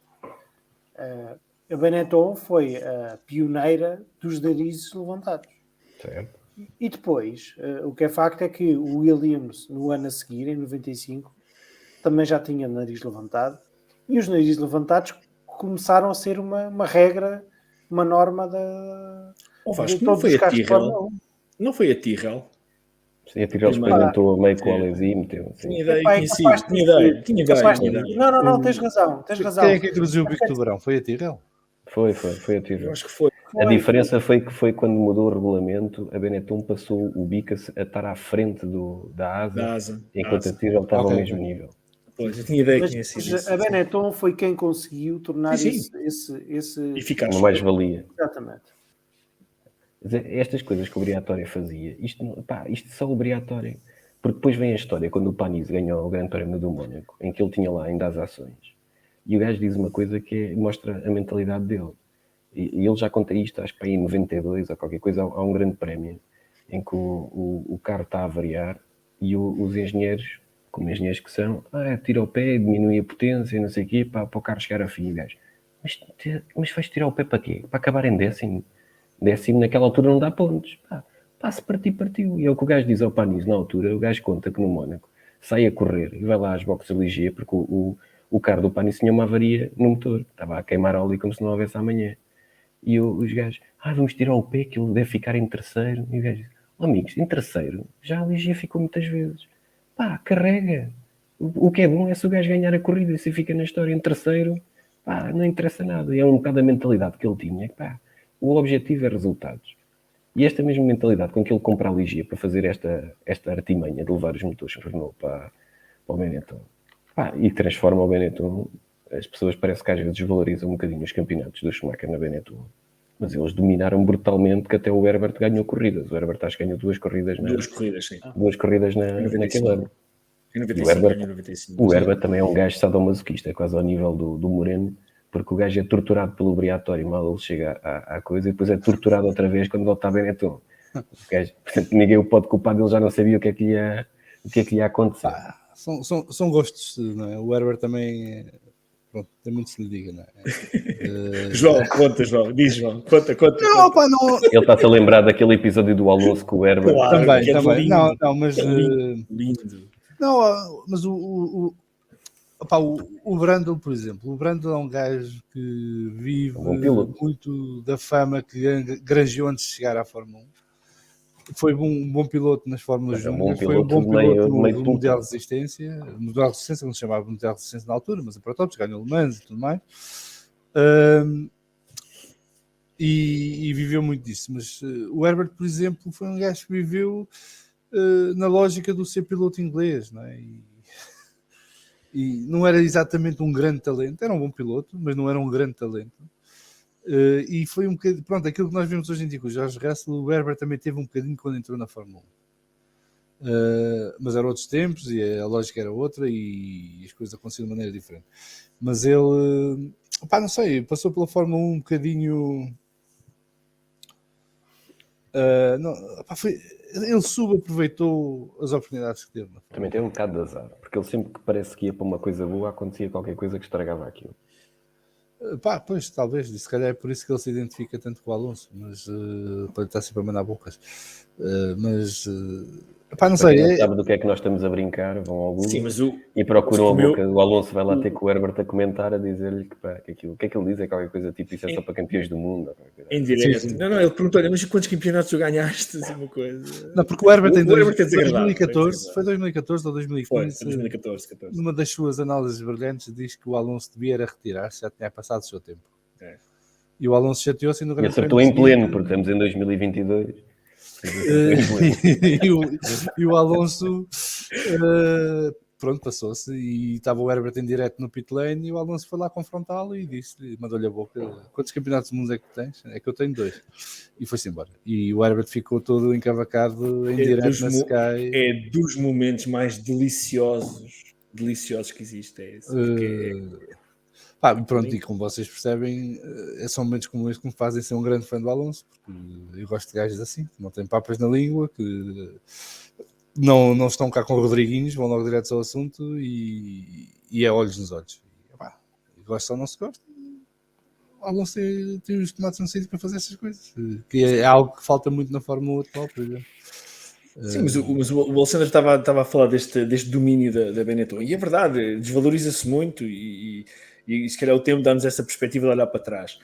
O campeonato 95 é da Benetton do início ao fim, e a Williams continua a ter o motor Renault, portanto, apesar da Benetton ter o motor Renault também, a Williams é que é a equipa de fábrica, digamos Mas assim. aí também entra outro fator, que é quem é que era o piloto da Williams. Exatamente, obviamente. Que não sendo um mau piloto, atenção, eu acho que o Damon foi um bom piloto, basicamente até foi dos melhores que passou pela Fórmula 1. Não era um piloto topo.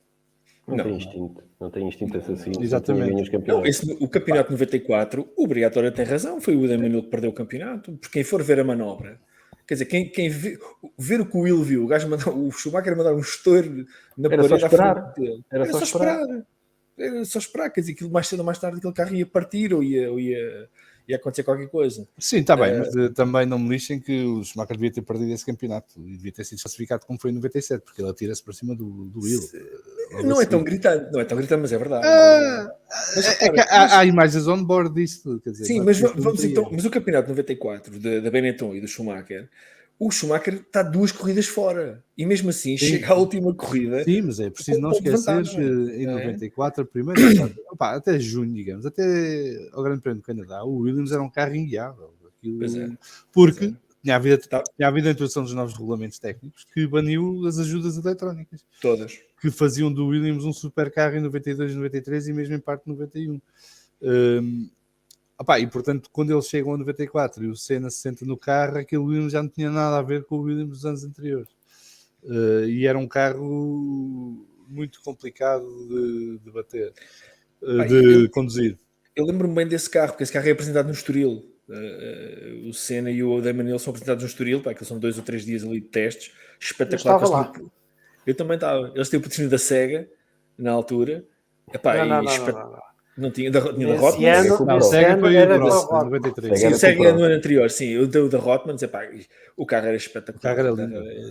O carro era simplesmente espetacular. E o Senna, obviamente, já não ser um dos meus favoritos nunca, mas o gajo na Williams, o pensamento é o gajo vai limpar isto tudo. Vai varrer o jogo com toda a gente. Quando ele entra na Williams, há um episódio giro que é num dos primeiros grandes prémios, antes do acidente. Há um mecânico da Williams que se esquece que o gajo é piloto da Williams. Então está a olhar para os tempos, tem o Senna atrás dele sem saber, está a olhar para os tempos e diz: aquele cabrão do Senna está sempre lá, não? Impressionante. Está habituado, o gajo está numa McLaren, não é? Quando olha para trás está o Senna a rir-se a olhar para ele. Isso é o mesmo que os pilotos mudam de equipa e param na box errada, não é? Quer dizer, estilo Vettel. É mais ou menos essa onda. Mas continuando, até porque não queremos fazer aqui aos anos a seguir. Não queremos fazer aqui a maratona da Benetton. A Benetton, a partir do ano de 2000, salvo erro, passa à Renault. A equipa é comprada pela Renault. Mas tens que realizar primeiro antes um erro, pá. Porque então, diz lá. Em 96 e até 97 eles continuam a ter um carro altamente competitivo e o próprio Briatore assume que fez um erro, que é pela primeira vez não faz o que tinha feito até aí, que é contratar pelo menos uma jovem estrela em ascensão. E o que é que ele faz? Traz o círculo de diversão traz o circo da diversão da Ferrari, que ele próprio diz: o Alesi, ótimo piloto, muito rápido, um gajo porreiro. Berger, um gajo porreiro, experiente, Ok, a desenvolver o carro, mas nunca tu devia ter sabes- contratado os dois ao mesmo tempo. Mas tu sabes a história. A história foi: Certo. ele contrata o Alesi. Ok? O Berger, que fica também sem lugar na Ferrari, vai ter com o Briatore e negocia à margem sem o Alesi saber, porque o Alesi não queria o Berger como colega de equipa. Ok? Portanto, o Alesi tinha posto como condição implícita, não explícita, mas implícita, que não queria o Berger na equipa. E qual é o espanto do Alesi quando descobre que o segundo piloto da Benetton era o Gerhard Berger? Opa, e Lindo. o Alesi passou as passas do Algarve com o Berger na Ferrari. O Berger, Mas, com a mais história uma das vez- piadas e das partidas e tudo mais, o Alesi não tinha estômago para aquilo, sendo... Ele era de onde o Alesi? É de uma ilha, não é? Avignon. Na Sardanha. Não, é Avignon, mas tem a família... Tem raízes Família na Sardanha. siciliana. A Sardanha ou Sicília. Sicília. E aquilo, Mas ele eles, fervem pelo carro. em 96, eles quase ganham 3 grandes prémios, têm montes de pódios, quase ganham 3 grandes prémios. E mais uma vez, que a gente fala sempre do Berger, assim como se fosse um bonacheirão, mas ele tem 10 O Berger vitórias na como- Fórmula 1 e podia ter ganhos muito. E ele, mais uma vez, nesses 2 anos, bate o Alesi a brincar em pontos. E os tem aquele ambos fim de fecham com o semana carro. fantástico na Alemanha. Na Alemanha. No ano a 96 ou 97? Já não, Não, é 97. Ele é muito provocado pelo Briatore e depois sai, não é? Que ele tinha imensos problemas nas costas e não sei o quê, até do primeiro acidente que eu estava a dizer. Aliás, eu tenho uma imagem gravada na minha memória que era o Berger antes das corridas arrancarem, que não estavam os carros já no grid, ele saía do carro para ir à margem para levar uma massagem nas costas antes de voltar ao carro. E para a metia as corrida. toalhas quentes Exatamente. para meter os músculos meio. E o gajo é na Alemanha, não é? Faz a pole position e Hockenheim. ganha a corrida e depois manda o Briatore para um sítio para um certo sítio, sítio e vai-se embora porque supostamente ele tinha um bónus por ganhar a corrida e portanto a lógica dele foi: o bónus já me pagou o resto do coisa, já não estou para aturar mais este gajo porque eu já não preciso. E o Vurs, não é? Entra o Vurs, não é? Entra o Vurs. Mas o próprio Briatore assume que ele fez o erro que ele próprio dizia que os outros não iam fazer, que era ele devia ter sempre um piloto experiente e ter um jovem promissor. E o gajo fez o erro de contratar 2, porque acho que entraram, se vocês virem a dança dos pilotos naquele ano de 96, e depois ele perde montes de gente da equipa técnica, não é? Embora nisso ele é um bocado honesto, porque ele acha sempre que quando as pessoas, ele diz isso, que é quando as pessoas vão para melhor e vão ganhar mais dinheiro. Aliás, o que ele diz ao Schumacher é: fica mais um ano ou 2 porque vais ganhar 3 ou 4 campeonatos e a Ferrari vai-te pagar ainda mais. Mas ele é bastante honesto. Mas ele sabes acha que quando as é pessoas vão para giro. melhor, é normal. É giro que há convicção na Benetton na altura. E depois também acontece o mesmo quando o Alonso sai para a McLaren. Eles estavam convencidos que se o Schumacher tem continuado, que eles poderiam ganhar mesmo o campeonato de 97. Pelo menos 96, eu acho que era óbvio. E a mesma coisa aconteceu com o Alonso. Eles estavam convencidos que se o Alonso tinha continuado em 2007, que eles teriam conseguido lutar pelo campeonato com o Alonso nesse ano. Se fores ver os resultados, mesmo do grid na qualificação de 96, tu tinhas o Berger muitas vezes a conseguir terceiro e quarto lugar Sim, e às vezes segundo lugar. O Alesi nem sempre, porque já sabem como é que é o Alesi, né? É pé no fundo, coisa, e depois faz um erro na penúltima curva e lá se vai o tempo para o boneco. Mas ele depois vem o Alonso, há 2 pilotos que para ele são completamente fora deste mundo, que é o Schumacher e o Alonso, pela lógica que ele diz, não é só por serem rápidos, é pela ética de trabalho, por tentar envolver as pessoas à volta, que é completamente diferente. Sim, e portanto em 2000 eles transformam-se em equipa oficial da Renault e a primeira contratação é precisamente ao Alonso, apesar de não ser piloto titular nesse ano. Vai para a Minardi fazer uma temporada em 2001. Depois faz um ano sabático em 2002 com piloto de testes, mas na altura os pilotos de testes faziam dezenas de milhares de quilómetros por ano em pista. Quem é que chega a comprar a Minardi? Quem é que chega a ser dono da Minardi? A Stewart? Não, o Briatore. O Briatore chegou a ser dono da Minardi. Depois vendeu logo pouco depois com um lucrozinho. Sim, mas só para terminar a história, Benetton, atenção, 2000 é o último ano da Benetton como o Benetton, apesar de ser já propriedade da Renault. Portanto, a Renault comprou as cotas, comprou a empresa toda, a empresa de Fórmula 1, a família Benetton, mas 2000 então é o ocaso, é o final, é o final da equipa Benetton, e depois ela então toma a forma Renault, que é isto que o João estava agora a descrever.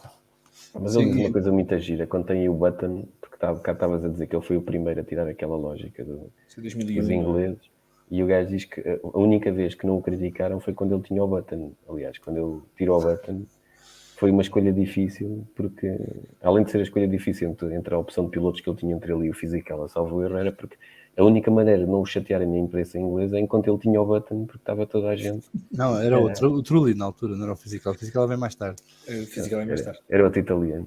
Aliás, uma coisa que ele diz, eu estava-me a borrifar de onde é que os pilotos eram. Se eram italianos, americanos. Aliás, o gajo brinca que ele brinca, eu tenho 71 anos e eu vivi muito pouco tempo em Itália, portanto isto... Mas o Briatore tinha uma coisa gira, porque, e isso também ajudou, porque mas lá está, precisas ter o feitio certo para aguentar alguém como o Briatore. E se calhar por isso é que só Schumacher e Alonso é que conseguiram ter o sucesso com ele, porque o gajo não é só team manager, ele tomava conta dos pilotos, ele levava os pilotos de férias, passava os tempos entre corridas com os pilotos, acompanhava os pilotos nos grandes prémios. Mas sabes o que estás a dizer? Ele diz uma coisa, nas entrevistas que eu tive a ouvir, ele diz uma coisa que nós hoje achamos que a Google é espetacular e aquelas coisas todas. A filosofia dele era exatamente a mesma. Os meus funcionários de topo não têm que se preocupar com merdas da treta. Desculpem lá o termo.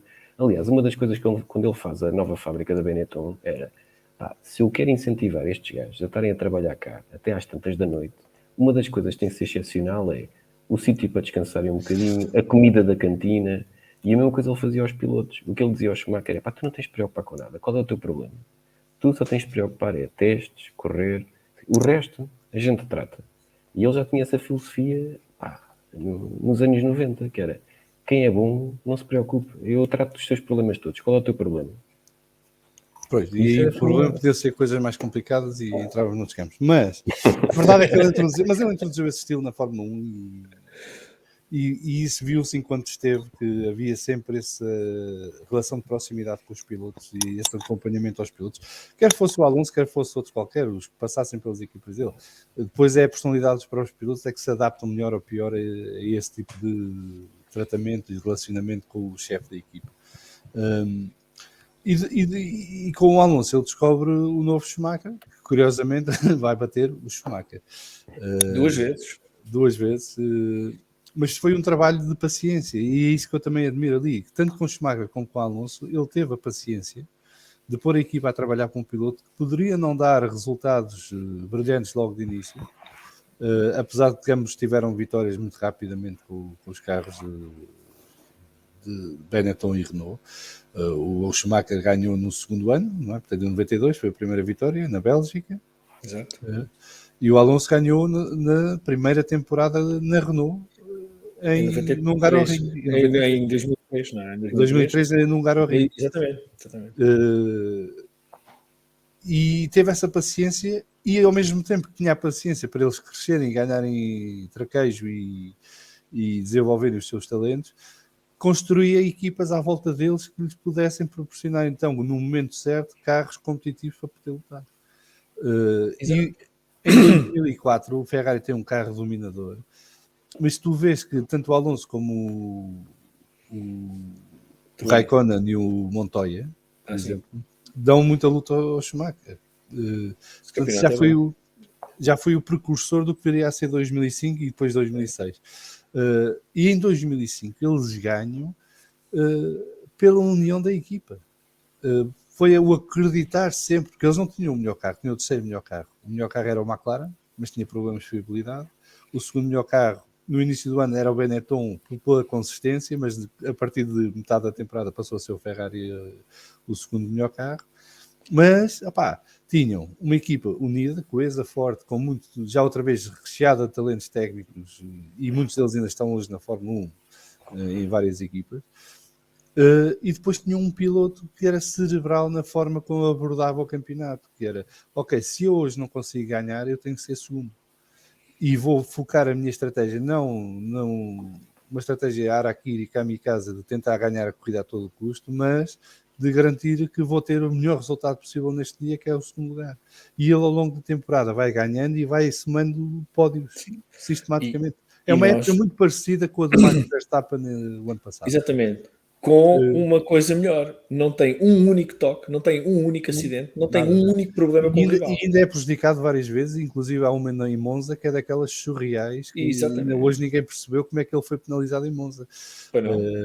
E o próprio Alonso nesse dia fez uma declaração polémica a dizer que a Fórmula 1 já não era um desporto. Sim, mas tem que se fazer justiça ao Alonso, e eu faço, apesar de não ser de longe fã dele, que ele ganha aqueles dois campeonatos, e ganha os dois campeonatos, obviamente, sem ter um problema que seja com o Schumacher na pista. Portanto, eles não se tocam, não e com uma relação muito cordial e de grande respeito. Cordial, de respeito, total respeito entre os dois, e vê-se, afinal, de algumas corridas em que eles, ganhando um, ganhando outro, lado a lado, cumprimentam-se, assim, o dedo no ar, um para o outro. Portanto, e isso tem que ser feito a justiça ao Alonso, por muitos defeitos que ele venha a ter, de ser político, ser isto, ser aquilo. Pá, o Alonso na pista já não cometeu erros e não deixou que os erros dos outros prejudicassem a ele. Não é? Mas isso, eu acho que a liderança do Briatore faz-me lembrar um bocadinho, isto no aspecto de dar tempo às coisas de funcionarem. Nós na Europa, e sobretudo no desporto, temos os resultados imediatos. O treinador não ganha, ao fim de 5 jogos vai-se embora. Nos Estados Unidos, sobretudo nas ligas profissionais de futebol americano, beisebol, os treinadores, os coaches, dão-lhes tempo para construírem as equipas, escolherem as pessoas certas nos lugares certos. E aquilo demora um bocadinho. E onde é que o Briatore viveu durante 10 anos? Exatamente, era aí que eu queria chegar. Portanto, o Briatore consegue, não sei se com essa mentalidade de gestão mais à americana, 10 anos depois, portanto, ele ganha, lá está, 94, 95 com o Schumacher, e depois, 2005, 2006 com o Alonso, tem ali um interregno, mas ele estava a reconstruir uma equipa que tinha sido completamente depauperada. Ross Brawn, Rory Byrne, que saem da Benetton, staff técnico, saem da Benetton, que vão depois fazer aquela equipa dominadora da Ferrari. Mas ele consegue ser ele a acabar com o domínio da Ferrari com as pessoas que ele, de alguma maneira, contratou para a Benetton. Portanto, foi ele que foi reconquistar toda essa glória. Portanto, o Briatore, e vamos focar só nas partes positivas, porque acho que é a parte fundamental e a parte mais interessante, é claramente um gênio da gestão e da liderança. E, obviamente, eu não sou fã dele, mas sei à distância, sei apreciar quando é que o adversário tem mérito e tem eu aconselho aqui, já falámos nisto, acho que em off um dia destes, mas aconselho, a única coisa de jeito que o canal de YouTube do Nico Rosberg tem é uma entrevista com o Flávio Briatore, que eu aconselho. Ele também deu uma ao Beyond the Grid, também muito bom. O Beyond the Grid também é interessante, mas esta com o Nico é muito informal, portanto é na casa dele do Mónaco, um luxo brutal, em que tu tens sempre a sensação que atrás da porta estão 2 Dobermans, 3 guarda-costas de leste, eu não vou dizer a nacionalidade, porque hoje em dia é politicamente incorreto. Seria complicado.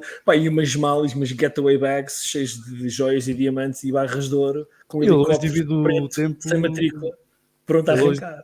Ele hoje divide o seu tempo entre Mónaco e Dubai. E tem os seus restaurantes, discotecas bilionários, não é? Que é que ele se chama? Sim. E agora fala-se num hipotético regresso à Fórmula 1, mas de facto... Pela mão do Domenicali, sim.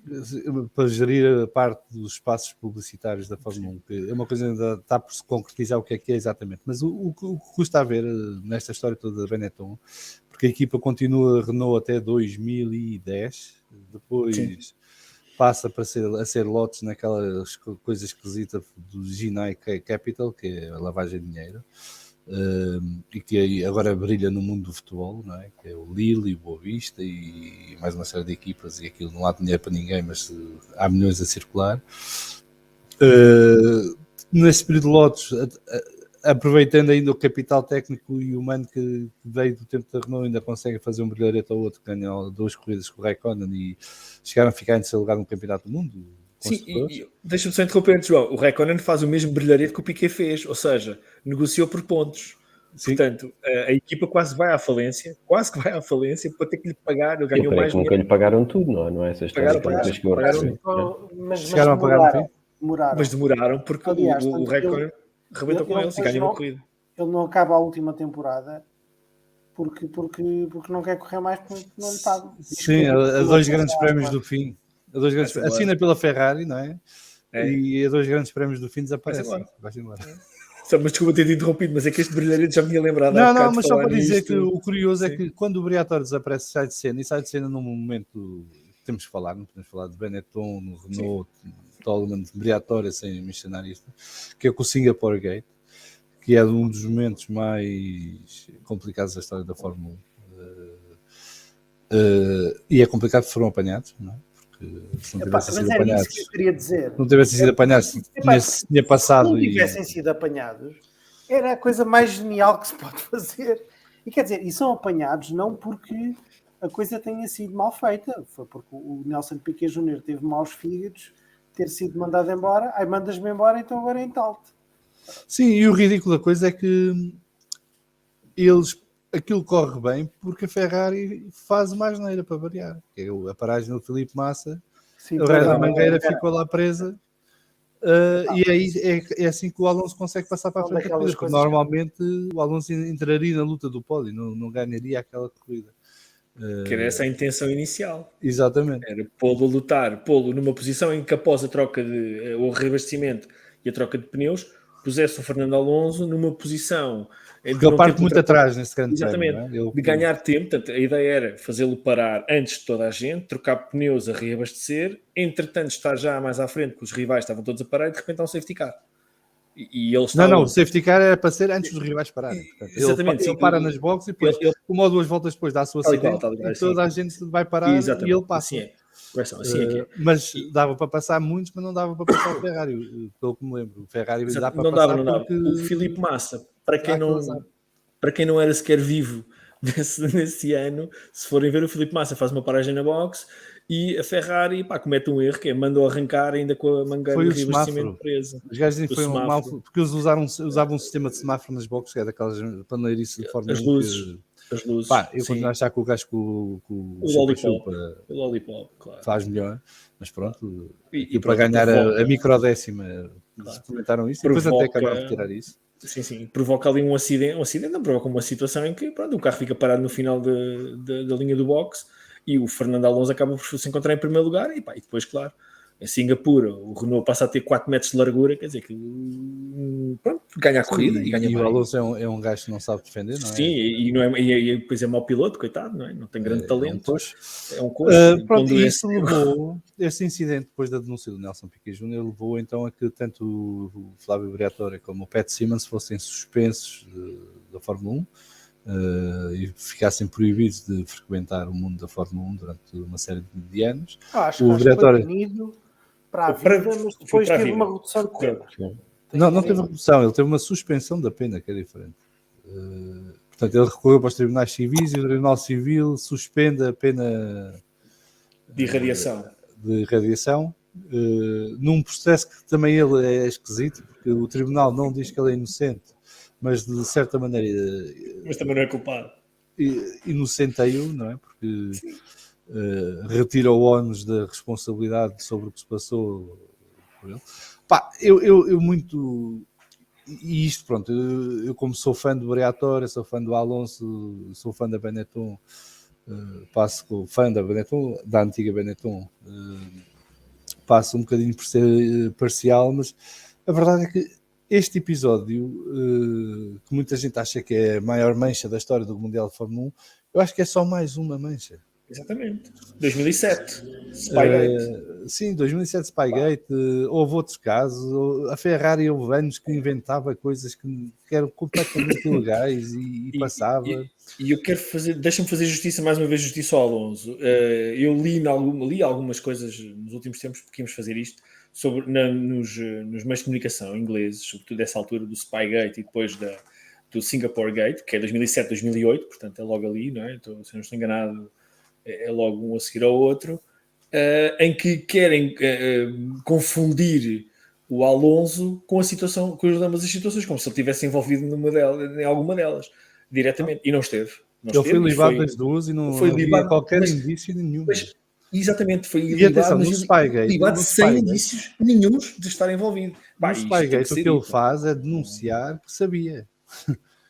Não é que estava envolvido na história. Não, ele sabia porque ele sabia, toda a gente sabia. Portanto, não era ele que sabia. O Spygate vai dar um episódio especial daqui a uns tempos, porque toda a história é rocambolesca, não é? É rocambolesca, começa com uma máquina de fotocópias, que eu acho exatamente, lindo. Numa esquina, aos millennials num bairro de Londres, não é? Sim, nos arredores. Para os millennials que não sabem, a máquina de fotocópias é uma máquina que multiplica folhas e que faz fotografias de folhas A4. Pá, homem, isso ainda existe nas universidades, pá. Sei Calma. lá, pá, não sei. Se estás aí nos Açores em isolamento profilático, a civilização não mudou assim tanto. Olha, se calhar a minha internet aqui é melhor, pá. Pronto, e isso também marcou um bocadinho o declínio da equipa, quando eles saem, os dois. 2008 já não estava a ser um ano famoso, 2009 foi um ano mau também.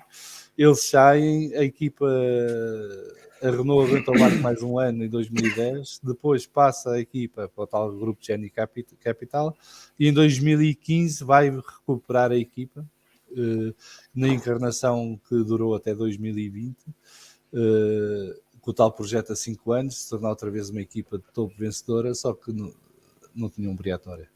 Faltou-lhes obrigatória para meter a casa em ordem. E Tinha o Cyril Abiteboul. o Cyril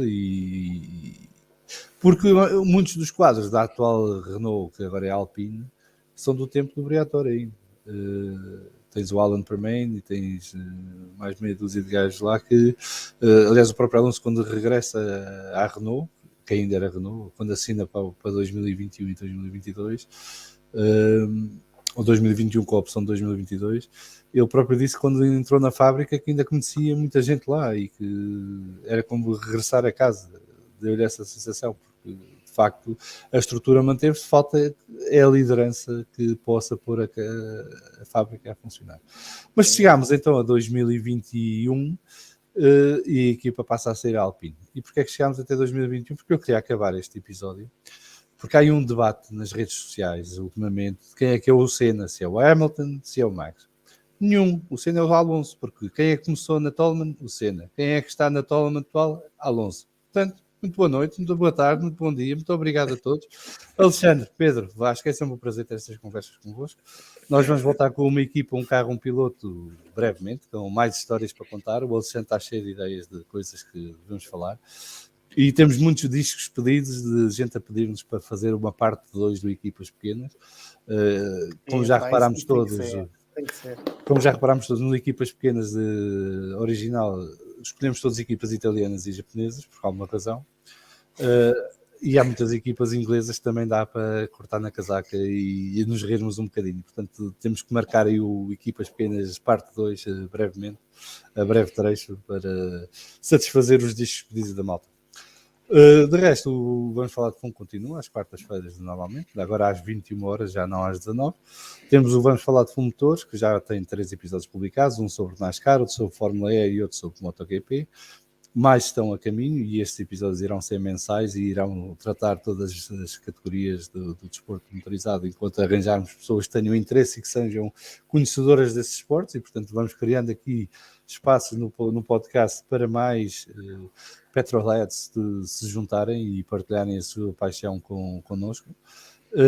E também agradecer finalmente às nossas e aos nossos patronos que apoiam o podcast e que nos ajudam a manter e a pagar as contas para que isto continue a correr bem e a funcionar como deve ser, e que tenhamos os meios de produção que nos permitem fazer os diretos, as gravações e tudo mais, com a participação de todos e de todas. Muito obrigado a todos, até à próxima, abraços e beijinhos.